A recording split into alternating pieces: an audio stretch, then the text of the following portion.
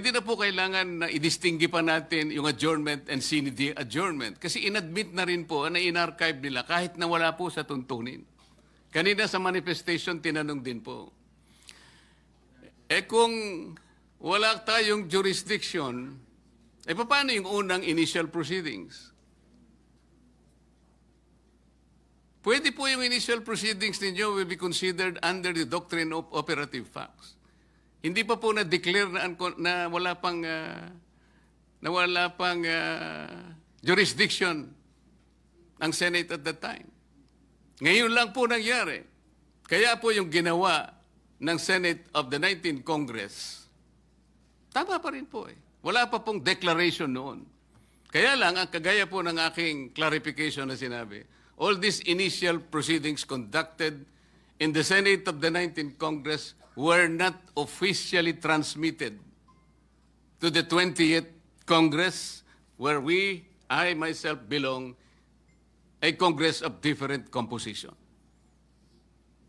So yun po ngayon, naharap tayo ngayon sa issue na talagang tayo lamang po ang gagawa because there is no other agency of government that will execute that decision of the Supreme Court. Only the Senate. Pero kagaya po na sinasabi ko kanina, Mr. President, ang pagkakaluto nga po hilaw eh. Ipinipilit po ngayong ipakain sa Senado ang isang bagay na hilaw. Paano? Sinabi po ba ng Supreme Court na wag na kayong mag-impeach? Hindi po. Binigyan po tayo ng guidelines. Alam po ba ninyo kung bakit binigyan na ng guidelines ng Supreme Court kung paano mag-impeach? Kasi po, Mr. President, if you recall, the Supreme Court issued a notice on July 8, 2025, requiring at least 11 information from the House of Representatives and the Senate. The Senate made a manifestation na wala po kaming maibibigay sapagkat lahat po niyan ay makukuha ninyo sa House of Representatives.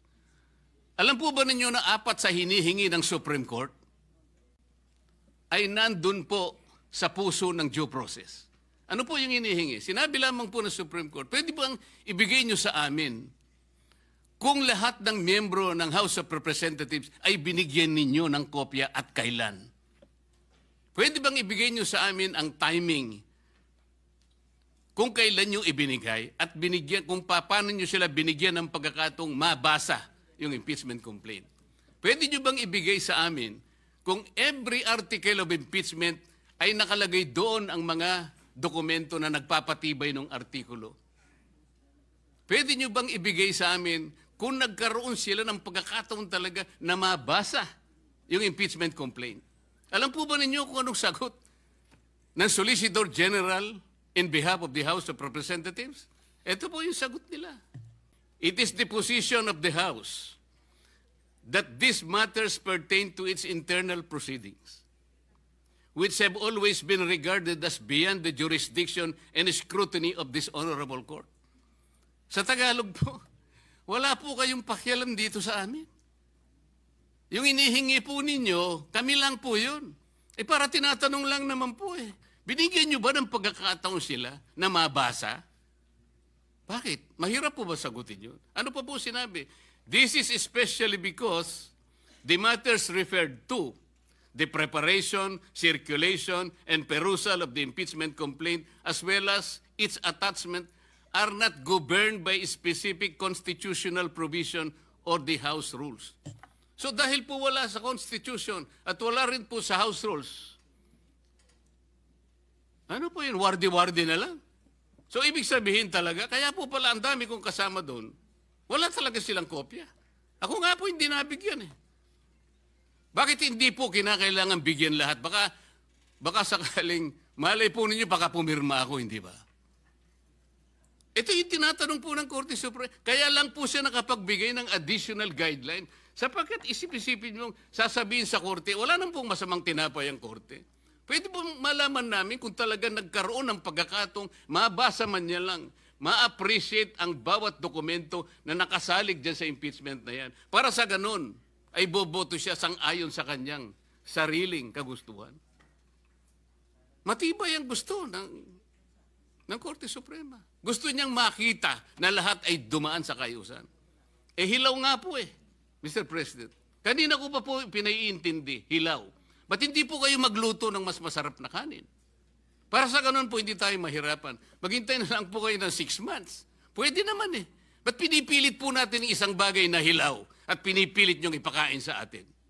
Yes, Mr. President, unbanked decisions po. Well, you have to cite the I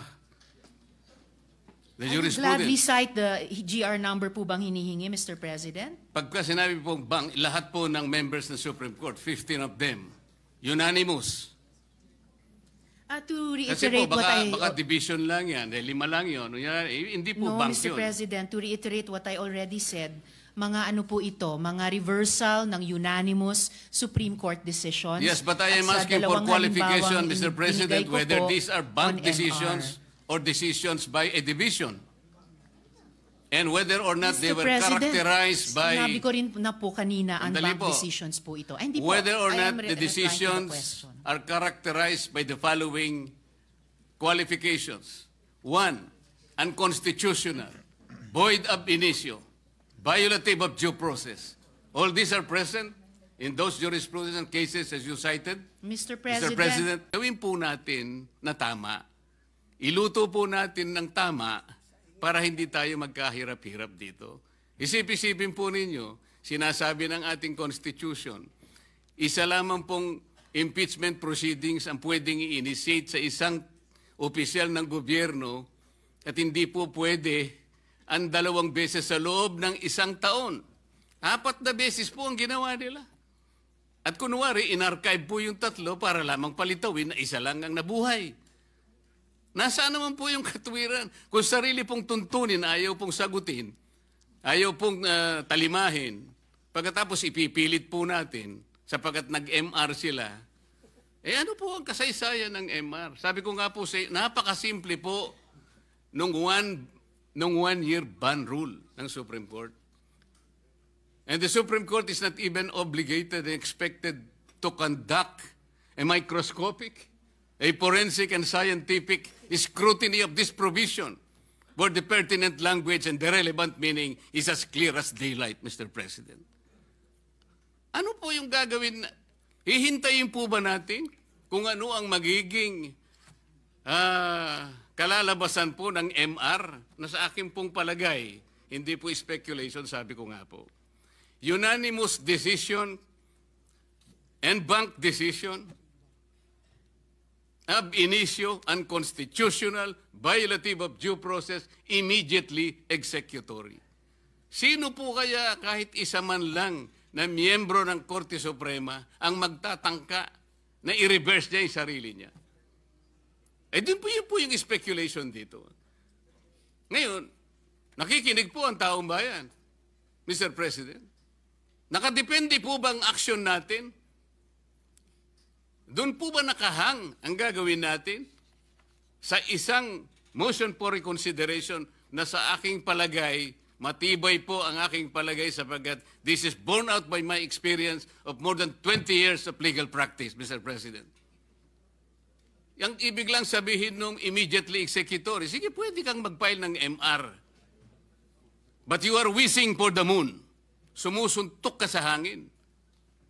Yun po ba ang basihan natin? Kaya hindi tayo makapag-desisyon, Mr. President? Sana mayroong mas matibay sanang desisyon. Meron sanang mas matibay na katuwiran. Hindi yung pong nakasalig po sa hangin. Nakasalig po kung puputok ang bulkan o hindi. Hindi po yata gano'n. Ang gawain ng Senado, Mr. President. Tinangka ko na nga pong i-amend. Kung ayaw po ninyo yung motion to dismiss any other language that will put to rest this issue in obedience and in complete respect to the last word of the Supreme Court, it being immediately executory, Mr. President. May I offer an answer, Mr. President? Of course. Pasensya na po kayo kung gagamit po ako ng paghahalimbawa. Nung pong kayo po ay medyo bata-bata po, Madam Senator, meron pong lumigaw sigurado sa inyo. Yung Huwag na unang ho natin lumigaw sa inyo pasukin yung talagang... diskusyon na yon. Hahaba ho ito, mas mahaba po sa debate ng impeachment. Ganito po yun eh. Tinapat nyo talaga. Ayaw nyo magtagal pa yun eh. At tatama naman po yung ginawa ninyo. ipinakita nyo sa kanya, pinaramdam nyo sa kanya, talagang wala siyang maasahan kaysa mapagod pa siya. Sino ho Pero ang yun? sabi niya sa inyo, ang sabi po niya sa inyo, pwede bang ako'y kahit papano idadalaw-dalaw pa rin? Parang nag-MR. Nasa sayo yun, but that will not change my mind. Ganon din po yun eh. Ang Korte Suprema, sa ganitong, Mr. President, the very tenor of the decision, kahit na po sinabi niyang, oh sige, nasa sayo. Formality na lamang po yun, Mr. President. You are a trial lawyer too. Most of us here became trial lawyers. This is our experience. Huwag po nating pahirapan yun. Sana man lang kung ang decision po 8-7. Yun po pwede nating pagtalunan po eh. Wala po talaga eh. Mr. President, ano po ang ibig ko sabihin? Bakit ko po nilalahad ang pangyayaring ito? Meron na pong kapasyahan eh. Ang dami pong gustong sumausaw, ang dami pong gustong magsabi ng kaibayong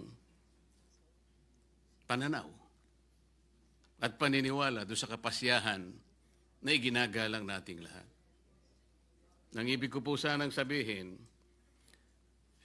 magpakaingat-ingat naman tayo kung sino-sino na lang ang nagpapayo sa atin. Kung mapapansin po ninyo ang karamihan ng nagpapayo na yan, may pagkakatulad po silang lahat eh. Una, lahat po sila hindi nila binasa ng kumpleto yung rules of procedures ng impeachment proceedings sa House of Representatives. Sapagkat kung binasa po nila yon, malamang hindi po ganun ang kanilang ibinubulong. Pangalawa, lahat po nung yun ay puro paborito po ng mainstream media. Sila na lang po yung tinatanong eh.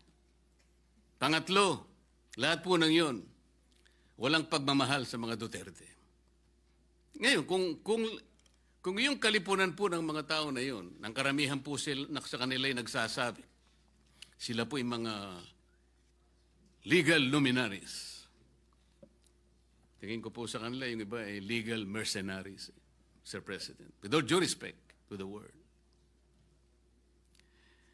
Kaya po kung minsan, imbes na po malinawan ang marami po nating kababayan, nagkakaroon po ng pag-aalinlangan. Yung iba po ay naililigaw, nalilinlang sapagkat iba't iba. Kaiba yung mga paniniwala, pinipilit at gustong ipilit na yung pa yung mananaig kesa dusang kapasyahan na po na ibinaba ng Korte Suprema. Kung sa bagay nga po, sa una ko pong paghalimbawa, Panginoon Diyos na nga po yun eh. Kinontra pa ng ahas eh. Ginoong Pangulo,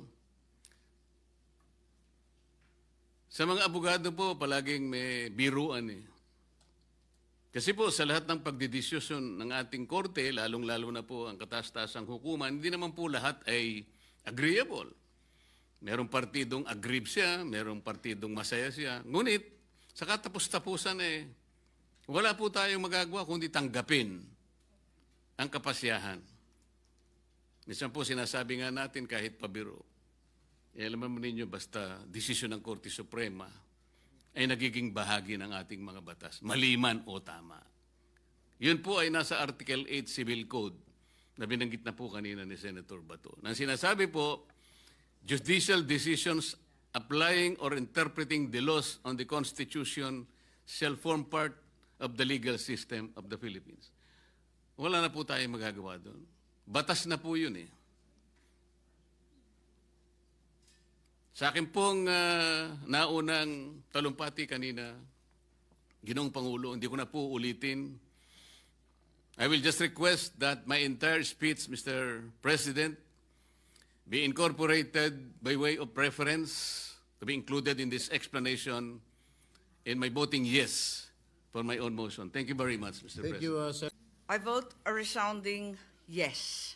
Sa hinaba-haba kong pagsisilbi sa Kongreso, sa 12 taon na nanilbihan kami, ang trabaho ng kongrestista sa pagkaalam ko ay maging kinatawan ng kanilang distrito o kanilang sektor. Bakit naman ngayon ay naging tagabantay na lamang sila ng humihiyaw na dambuhalang sanggol. Ginawa ng bonjing na armas ang impeachment. Ang dating para sana sa kaayusan ng sistema, ginagawang pampagulo, panakot at sandata laban sa mga kinaiinggitan, kinaiinsecuran ng mga lulong sa kapangyarihan. Galangin naman natin ang Korte Suprema. Huwag tayong umastang Supremer Court. Supremest pa. Wala namang ganun ah. Sa mga kapatid kong senador, paano tayo magiging dakilang mambabatas kung tayo mismo ay hindi susunod sa batas? Ang boses ng Korte Suprema ay boses ng konstitusyon. At kung sino man ang sasapaw sa boses na ito ay isa lang ang tono: ambisyon. Kaya naman, mag-move on na tayo. Magtrabaho at huwag konsintihin ang isang spoiled na bonjing. Huwag nang busugin ng pabor. Huwag nang pumayag dahil may pabuya. Huwag tayo magpalaki ng buwaya, baby pa nga ang tawag, lulong na. Sa mga mahal kong kongresista, may suggestion po ako. Ito, suggestion lang naman, ano? Huwag niyong masamain. Kesa inaatupag ninyong palitan ang pinili ng taong bayan, binoto at minahal. Bakit di nyo nalang palitan ang tao, kayo naman lang ang pumili? Ayaw paawat ng iba sa kaka-flex. Ano kaya kung yung speaker nyo na lang ang paltan nyo? Kaya nyo yan. At dahil dito, bumuboto ako ng malakas na oo. Maraming salamat po.